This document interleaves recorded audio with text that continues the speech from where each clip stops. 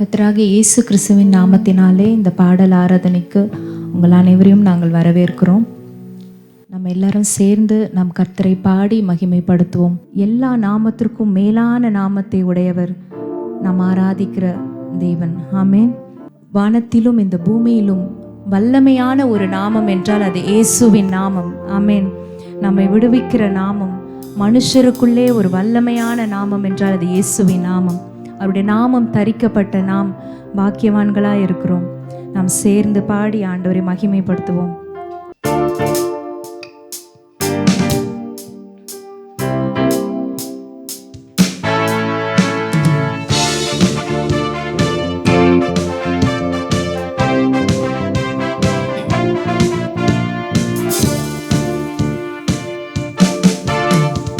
வானத்திலும் இந்த பூமியிலும் வல்லமையான ஒரு நாமம் உண்டு. வானத்திலும் இந்த பூமியிலும் வல்லமையான ஒரு நாமம் உண்டு. மனுஷருக்குள்ளே வல்லமையான வேறொரு நாமமில்லை. மனுஷருக்குள்ளே வல்லமையான வேறொரு நாமமில்லை. அவன் நாமம் இயேசு கிறிஸ்து. அவன் நாமம் இயேசு கிறிஸ்து. அவன் நாமம் இயேசு கிறிஸ்து. அவன் நாமம் இயேசு கிறிஸ்து. அவர் நாமத்தில் மன்னிப்பு உண்டு. அவர் நாமத்தில் ரட்சிப்பு உண்டு. நம்மை ரட்சிக்கப்படுவதற்கென்று நமக்கு வேற ஒரு நாமம் இல்லை.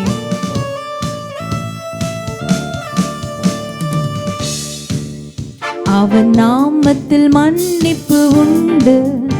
அவன் நாமத்தில் ரட்சிப்பு உண்டு. அவன் நாமத்தில் மன்னிப்பு உண்டு. அவன் நாமத்தில் ரட்சிப்பு உண்டு. நாம் ரட்சிக்கப்படுவதற்கென்று வேறு நாமம் நமக்கில்லையே. நாம் ரட்சிக்கப்படுவதற்கென்று வேறு நாமம் நமக்கில்லையே. அவன் நாமம் இயேசு கிறிஸ்து. அவன் நாமம் இயேசு கிறிஸ்து. அவன் நாமம் இயேசு கிறிஸ்து. அவன் நாமம் இயேசு கிறிஸ்து. வானத்திலும் இந்த பூமியிலும் வல்லமையான ஒரு நாமம் உண்டு. வானத்திலும் இந்த பூமியிலும் வல்லமையான ஒரு நாமம் உண்டு. மனுஷருக்குள்ளே வல்லமையான வேறொரு நாமமில்லை. மனுஷருக்குள்ளே வல்லமையான வேறொரு நாமமில்லை.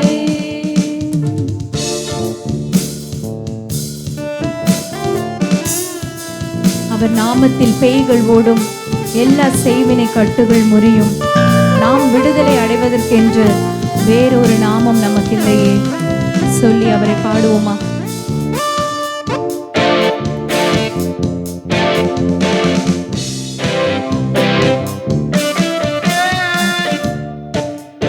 அவர் நாமத்தில் பேய்கள் ஓடும், எல்லா செய்வினை கட்டுகள் முறியும். அவர் நாமத்தில் பேய்கள் ஓடும், எல்லா செய்வினை கட்டுகள் முறியும். நாம் விடுதலை அடைவதற்கென்று வேறு நாமம் நமக்கில்லையே. நாம் விடுதலை அடைவதற்கென்று வேறு நாமம் நமக்கில்லையே. அவன் நாமம் இயேசு கிறிஸ்து. அவன் நாமம் இயேசு கிறிஸ்து. அவன் நாமம் இயேசு கிறிஸ்து. அவன் நாமம் இயேசு கிறிஸ்து.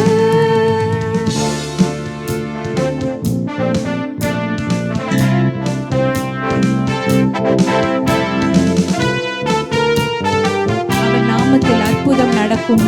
தீமையானாலும் அது நன்மையாய் மாறும்.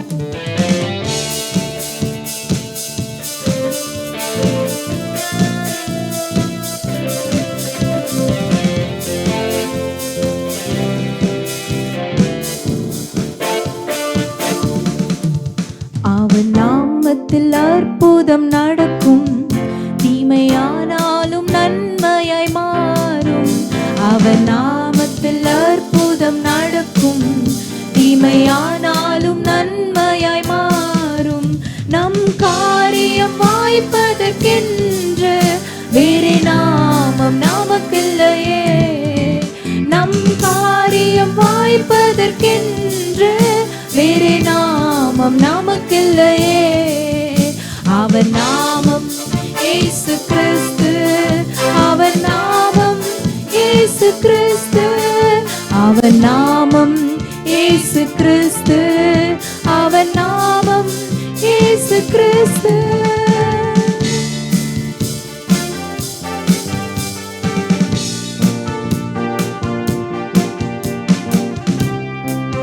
அவர் நாமத்தில் பரிசுத்தம் உண்டு, நமக்கு நித்திய ஜீவனும் உண்டு.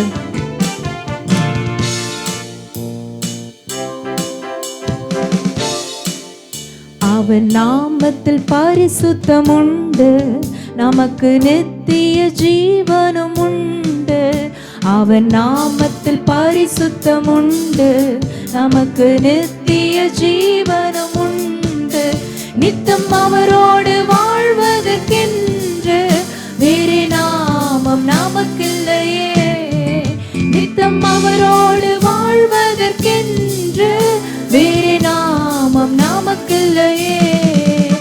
அவர் நாமம் இயேசு கிறிஸ்து, அவர் நாமம் இயேசு கிறிஸ்து, அவர் நாமம் இயேசு கிறிஸ்து, அவர் நாமம் இயேசு கிறிஸ்து, அவர் நாமம் இயேசு கிறிஸ்து, அவர் நாமம் இயேசு கிறிஸ்து, அவர் நாமம் இயேசு கிறிஸ்து, அவர் நாமம் இயேசு கிறிஸ்து, அவர் நாமம் எனக்கு போதும், இயேசு நாமம் எனக்கு போதும், இயேசு நாமம் எனக்கு போதும், இயேசு நாமம் எனக்கு போதும்.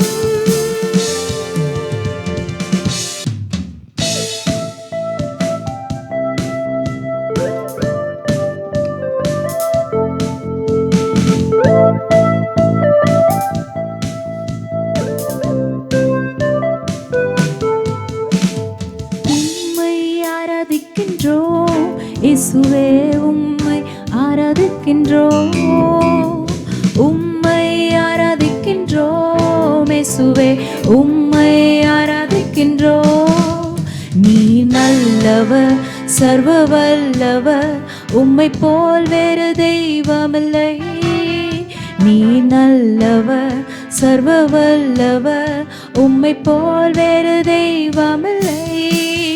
ஹல்லேலூயா ஹல்லேலூயா ஹல்லேலூயா ஹல்லேலூயா ஹல்லேலூயா ஹல்லேலூயா ஹல்லேலூயா.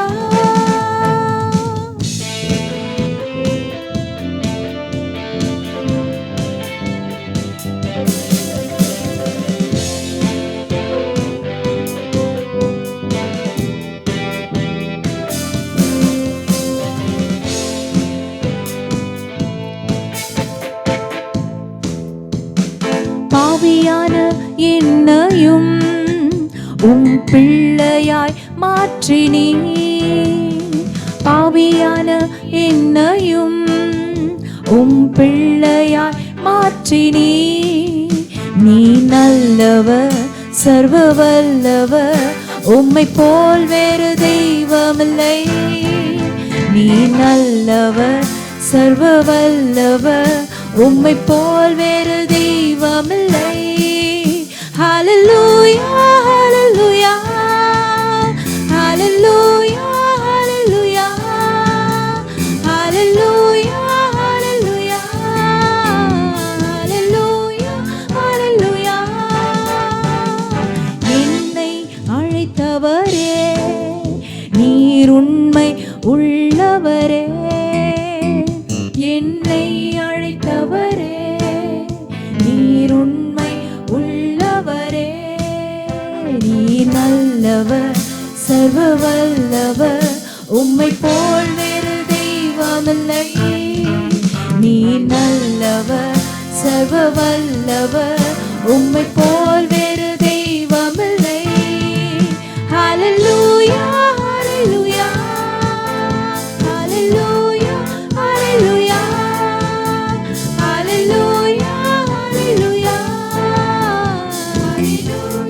ஹல்லேலூயா.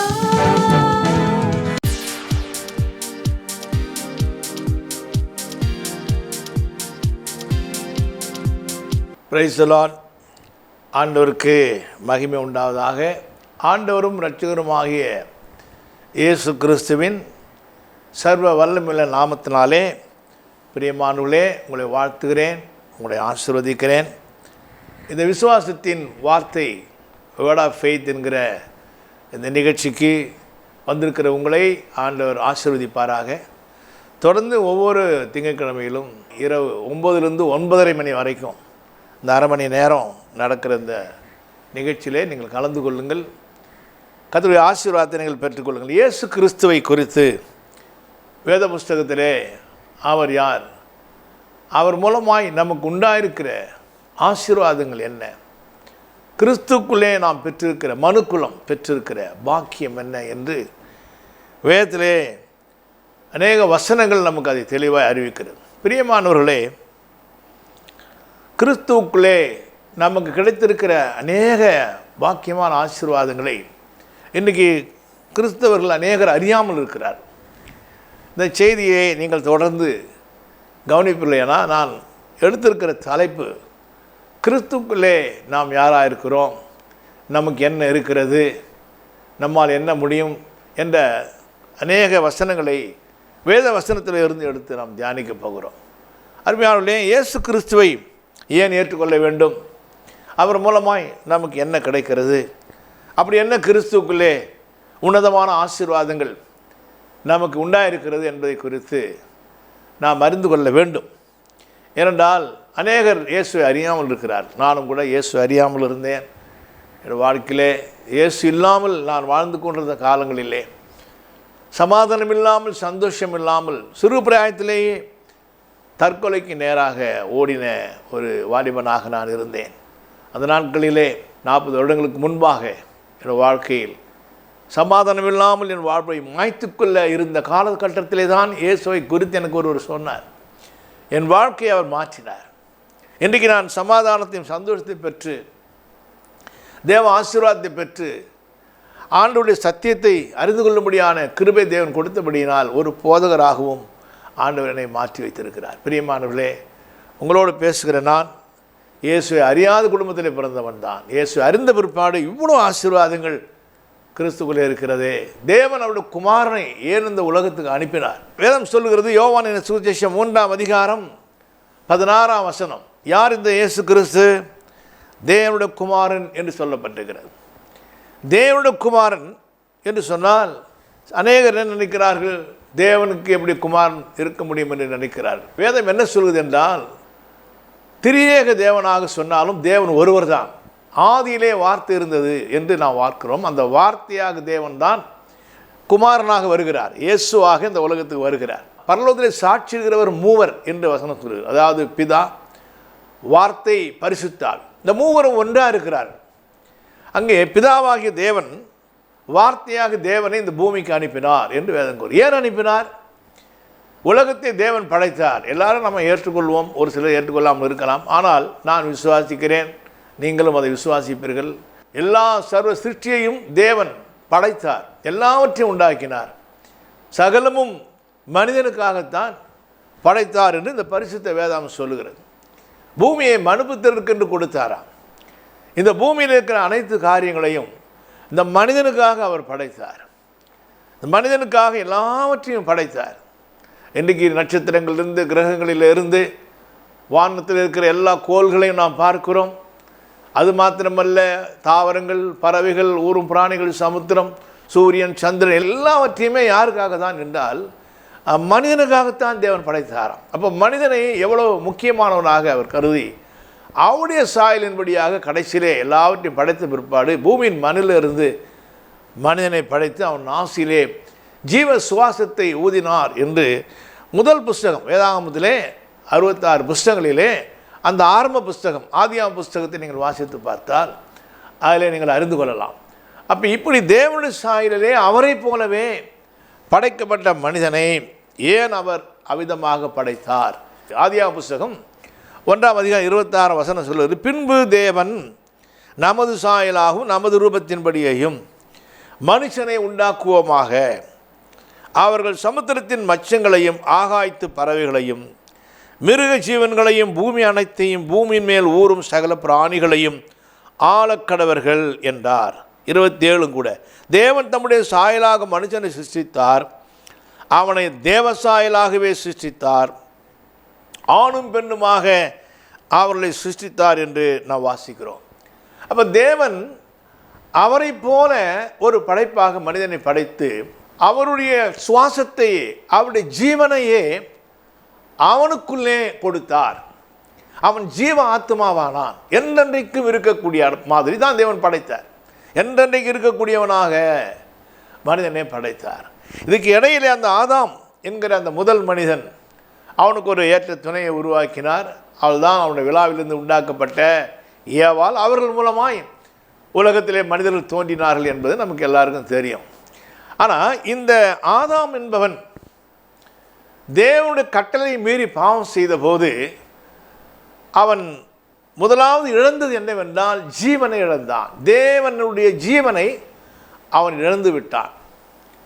பிரியமானவர்களே, அப்போ தேவனுடைய ஜீவன் அவனை விட்டு போன உடனே அவனுக்கு மரணம் சம்பவித்தது என்று வேதம் கூறுகிறது. அதாவது ஆண்டவராய் தேவன் சொன்னார், இந்த பூமியிலே எல்லா விருட்சங்களையும் உருவாக்கி, அந்த ஏதேன் தோட்டத்துக்குள்ளே எல்லா கனி விருட்சங்களையும் உருவாக்கி நீங்கள் எல்லா கனிகளையும் நீங்கள் புசிக்கலாம், தோட்டத்தில் உள்ள எல்லா கனிகளையும் புசிக்கலாம்.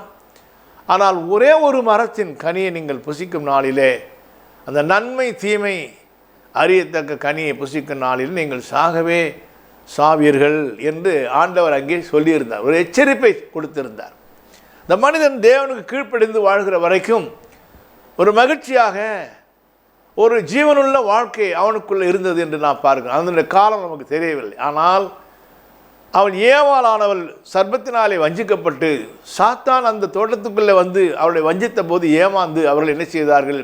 தேவ கட்டளை மீறினார்கள். அப்பொழுது மனிதனுக்குள்ளே மரணம் பிரவேசித்தது என்று நாம் பார்க்கிறோம். ஆம் அருமையானவர்களே, இதிலே மரணம் மனிதனுக்குள்ளே வந்ததினாலே தேவனுடைய தொடர்பை இழந்தவனாக சத்துருனுடைய சுபாவம் அவனுக்குள்ளே வந்து மனிதனுடைய வாழ்க்கை மிகவும் சீர்கட்டதாக மாறி போயிற்று. ஆதியாகம புத்தகத்தை படிக்கும் போது அக்கிரமங்கள் பெருக ஆரம்பித்தது. தேவனற்ற ஒரு சந்ததி ஆதாமின் மூலமாக உருவாக ஆரம்பித்து பூமியிலே மனுஷனுடைய அக்கிரமம் மிகவும் பயங்கரமாய் பெருகி போனது என்று நாம் பார்க்கிறோம்.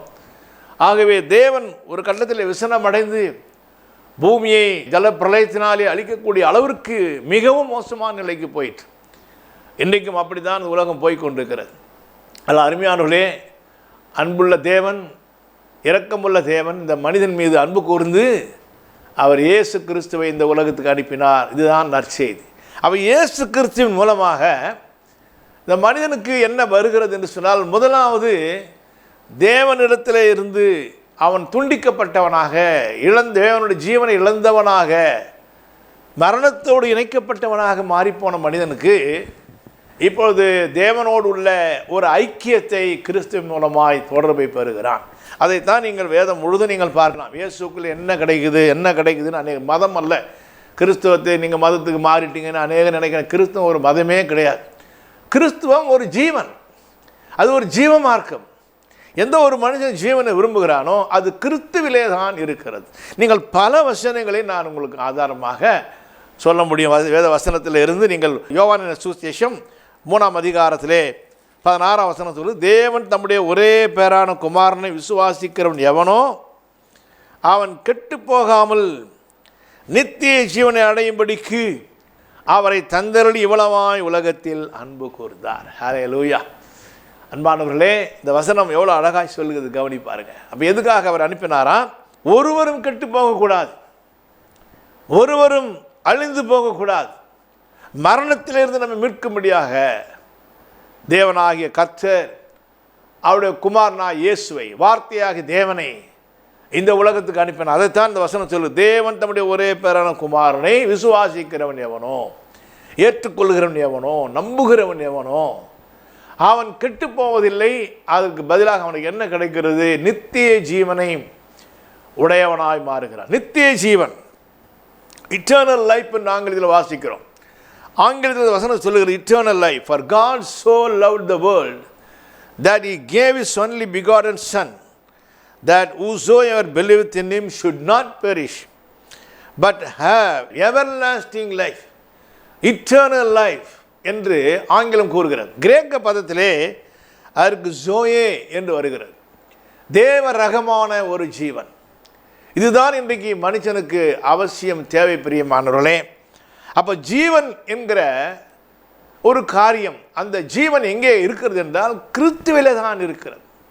இன்னைக்கு அந்த வசனத்தை கேட்கிற அருமையான சகோதரனே, அருமையான சகோதரியே, உங்கள் வாழ்க்கையிலே இந்த ஜீவன் வர வேண்டுமா? ஒரு ஜீவனுள்ள வாழ்க்கை நீங்கள் இமேஜின் பண்ணி பாருங்கள். இன்றைக்கி மரித்து போன வாழ்க்கை வாழ்கிற ஒரு மனிதன வாழ்க்கையில் என்ன இருக்கிற வறட்சி காணப்படுது. ஒரு மரித்து போன ஒரு மரத்தை பாருங்கள், ஒரு இமேஜின் பண்ணி பாருங்கள். ஒரு மரம், பட்டு போன மரம், காய்ந்து போன மரம் எப்படி இருக்கும் பாருங்கள். அது எரிப்பதற்கு தான், சுட்டெரிப்பதற்கு தான், விறகுக்கு தான் அது பயன்படும். வாழ்க்கை, மனிதனுடைய வாழ்க்கையை, மரித்து போன வாழ்க்கையிலே மெய்யான சமாதானம் இருக்காது, சந்தோஷம் இருக்காது. ஏனென்றால் தேவனிடத்திலே தான் அந்த மெய்யான சமாதானம், மெய்யான சந்தோஷம் இருக்கிறது. இன்றைக்கி மனிதன் இந்த சந்தோஷத்தை எங்கெங்கோ தேடி பார்க்கிறான். எப்படி பணத்தின் மூலமாக பெறலாமா, அல்லது பொருட்களின் மூலமாக பெற்றுக்கொள்ளலாமா, அல்லது சிற்றின்பங்கள் மூலமாக, அல்லது போதை காரியங்கள் மூலமாக, போதை வஸ்துக்கள் மூலமாக, பலவிதமான இன்பங்களிலே அவன் சென்று இதன் மூலமாய் சந்தோஷத்தை பெறலாமா, அதன் மூலமாய் சந்தோஷத்தை பெறலாமா, இப்படி சமாதானத்தை பெறுவதற்கு பல வழிகளை, பல உபாய தந்திரங்களை அவன் தேடி திரிகிறான். ஆனால் எனக்கு அன்புக்குரியவர்களே, இந்த நிகழ்ச்சியை பார்த்து கொண்டிருக்கிற உங்கள் வாழ்க்கையிலே சமாதானம் இருக்கிறதா, மெய்யான சந்தோஷம் இருக்கிறதா? நான் உங்களுக்கு சொல்லுகிறேன், சமாதான பிரபுவாக இயேசுவிலே தான் அது இருக்கிறது. என் சமாதானத்தை நான் உங்களுக்கு தருகிறேன், உலகம் கொடுக்கிற பிரகாரமாக அல்ல என்று சொல்லுகிறார். உலகம் கொடுக்கிற சமாதானம் தற்காலிகமானது, டெம்பரவரி. ஒரு பொருள் மூலமாக வருகிற சந்தோஷம் அது போன உடனே போயிடும். ஏதோ ஒரு பொருளை நீங்கள் வாங்குகிறீர்கள், ஒரு ஃப்ரிட்ஜு வாங்குறீங்க, ஒரு டிவி வாங்குறீங்க, ஒரு 70 இன்ச்சு டிவி, நல்ல பெரிய டிவி வாங்குறீங்க. அந்த டிவி வாங்கின உடனே ஒரு சந்தோஷம் வருது. ஆனால் அந்த டிவி வெடிச்சதுன்னா சந்தோஷம் போயிடும். அந்த பொருள் ஏதாவது சேதமானால் அந்த சந்தோஷம் போயிடும். ஆனால் அருமையானவர்களே, தேவன் தருகிற சந்தோஷம் தெய்வீக சந்தோஷம். என் சமாதானம், என் சந்தோஷத்தை நான் உங்களுக்கு தருகிறேன்னு சொல்றார். இது எப்போ வரும்னா, இந்த நித்திய ஜீவன் வரும்போது தான் வருகிறது. 1976 வருஷம் மார்ச் மாதம் 14 இந்த சந்தோஷ சமாதானத்தை நான் என் வாழ்க்கையில் பெற்றேன். என் இருதயத்துக்குள்ளே அது வந்தது. ஏனென்றால் என் இருதயத்துக்குள்ளே நித்திய ஜீவன் வந்தது. அந்த நித்திய ஜீவன், அந்த தேவ ரகமான ஜீவன் நமக்குள்ளே வரும்போது இயேசுவே அந்த ஜீவனாக இருக்கிறார். அதை கொடுக்க தான் அவர் வந்தார். என் ஜீவனை கொடுக்க வந்தேன் என்று சொன்னார். அவர் ஜீவனை நமக்காக கொடுத்திருக்கிறார். அன்புக்குரியவர்களே, யோவானின் சுவிசேஷம் 10ஆம் அதிகாரம் 10ஆம் வசனம் சொல்லுகிறது, திருடன் திருடவும் கொல்லவும் அழிக்கும் வருகிறானே அன்றி வேறொன்றுக்கும் வரான். அப்போ இங்கே சொல்லப்பட்ட திருடன் யார்? பிசாசை அது குறிக்கிறது. திருடன் திருட வருகிறான், கொல்ல வருகிறான், அழிக்க வருகிறான் என்று வேற ஒன்றுக்கும் வரான். நானும் அவைகளுக்கு ஜீவன் உண்டாயிருக்கவும் அது பரிபூர்ணப்படவும் வந்தேன். ஹல்லேலூயா. அன்பானவர்களே, நீங்கள் அந்த வசனத்தை நீங்கள் கவனித்து பாருங்கள். இந்த உலகத்திலே பிசாசு எல்லா விதமான நாச வேலைகளையும் செய்கிறான்.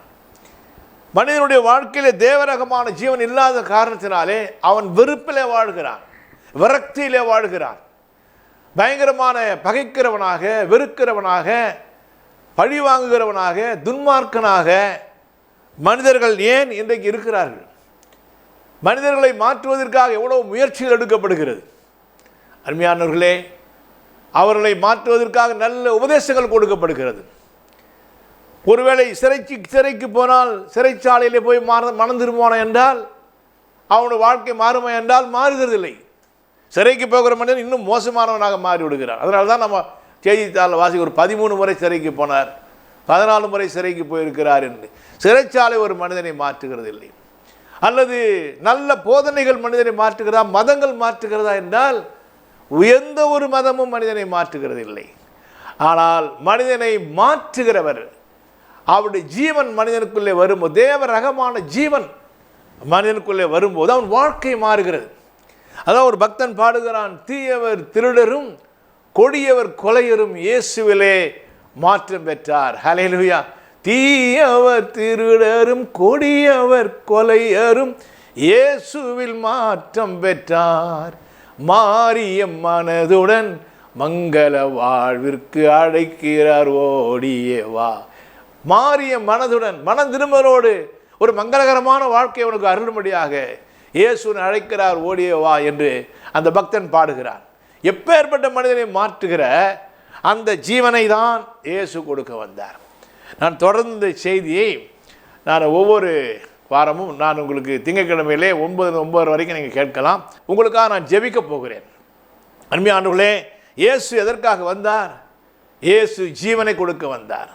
அந்த வாசித்த வசனத்தை மறுபடியும் அவங்க நினைவுப்படுது. தேவன் தம்முடைய ஒரே பேரான குமாரனை விசுவாசிக்கிறன் எவனோ அவன் கெட்டு போவதில்லை, அவன் நித்திய ஜீவனை அடைய முடியும்.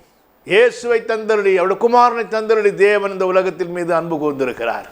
அருமையானவரே, சகோதரனே, சகோதரியே, இந்த ஜீவனை நீ பெற்றுக்கொள்வாயானால் உன் வாழ்க்கையிலே சமாதான சந்தோஷம் பெருக்கெடுத்து ஓட ஆரம்பிக்கும். வாழ்க்கை மாற ஆரம்பிக்கும். நீங்கள் ஆசீர்வாதமாய் மாறுவீர்கள். நான் அனுபவிக்கிற உங்களோடு கூட நான் சொல்லுகிறேன். உங்களுக்காக நான் ஜெபிக்க. நல்ல தேவனே, அருமையான இந்த மாலை வேளையிலே கர்த்தாவே, இந்த வார்த்தையை கேட்டுக்கொண்டு என்னோடு கூட சேர்ந்து ஜெபிக்கிற ஒவ்வொரு பிள்ளைகளுக்காக நான் ஜெபிக்கிறேன். கர்த்தர் ஆண்டவரே, அவளை ஆசீர்வதிப்பீராகப்பா. நீர் ஆண்டவரே எங்களுடைய வாழ்க்கையை மாற்றி இருக்கிறீர். லட்சோப லட்ச ஜனங்கள், கோடான கோடி மக்கள் ஆண்டவர் இந்த ஜீவனை பெற்று ஆசீர்வதிக்கப்பட்டவர்களாய், மனம் மாற்றம் அடைந்தவர்களாய் மங்களகரமான வாழ்க்கை வாழ்ந்து கொண்டிருக்கும் போது, இதோ ஆண்டவரே, இந்த நிகழ்ச்சியை பார்த்து கொண்டிருந்த அருமையான சகோதரன் சகோதரிக்காக நான் ஜெபிக்கிறேன். ஒருவேளை இதை இல்லாமல் ஆண்டவரை அவர்கள் கவனித்துக் கொண்டிருந்தால், இந்த வார்த்தையை பார்த்து கொண்டிருந்தால், கேட்டுக்கொண்டிருந்தால், அவர்கள் இயேசுக்குள் இருக்கிற இந்த நித்திய ஜீவனை பெரும்படியாய் அவர்கள் உள்ளத்தை நீர் திறப்பீராக, அனுக்கிரகம் செய்வீராக. உடைய நாமத்தில் அவனை ஆசீர்வதிக்கிறேன். இப்பொழுதே ஆண்டவரே இந்த ஜீவனால் பெற்றுக்கொள்வார்களாக. கேட்கிற ஒவ்வொருவருக்கும் நீர் கொடுக்கிறப்பா, கொடுக்கிறீர் ஆண்டவரே. கேளுங்கள், அப்பொழுது உங்களுக்கு கொடுக்கப்படும் என்று சொன்னீரப்பா. இப்போது ஆண்டவர் இந்த ஜெபத்திலே ஜெபித்துக் கொண்டு உம்மிடத்திலே கேட்டுக்கொண்டிருக்கிற ஒவ்வொரு பிள்ளைகளுக்கும் உம்முடைய ஜீவன் அவளுக்குள்ளே வருவதாக. நீரே அவளுக்குள்ளே ஜீவனாயிருந்தவளை வழிநடத்துவீராக.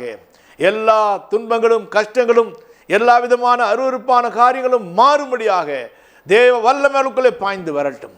குடும்பங்களை ஆசீர்வதிக்கிறேன். அவர் தேவைகள் சந்திக்கப்படுவதாக, சுகம் பெறுவார்களாக. இயேசு மூலம் வேண்டுகிற நல்ல பிதாவே, ஆமென். ஃபெய்த் பிரேயர் அசெம்பிளி எங்கள் சபையின் ஞாயிறு ஆராதனை நேரங்கள். முதல் ஆராதனை காலை 7 மணிக்கு நன்மங்கல் இந்திரா நகர் பிரதான சாலை. இரண்டாம் ஆராதனை காலை 9:30 மணிக்கு குரோம்பேட்டை நெமிலிச்சேரி ஃபெய்த் பிரேயர் அசெம்பிளி. மூன்றாம் ஆராதனை மாலை 7 மணிக்கு குரோம்பேட்டை நெமிலிச்சேரி சபையில். உங்கள் ஜெப உதவிக்கு 703054557791 மற்றும் 9566017082 என்ற எண்களுக்கு தொடர்பு கொள்ளலாம். உங்கள் உதாரத்துவமான காணிக்கையை அனுப்ப வேண்டிய எங்கள் ஜிபே எண் 9677000290. எங்களுடைய விலாசம் faith prayer assembly, number 1, Duraikannu street, Nemilichery, Chromepet, Chennai 44. Email mdvkarunakaran@gmail.com.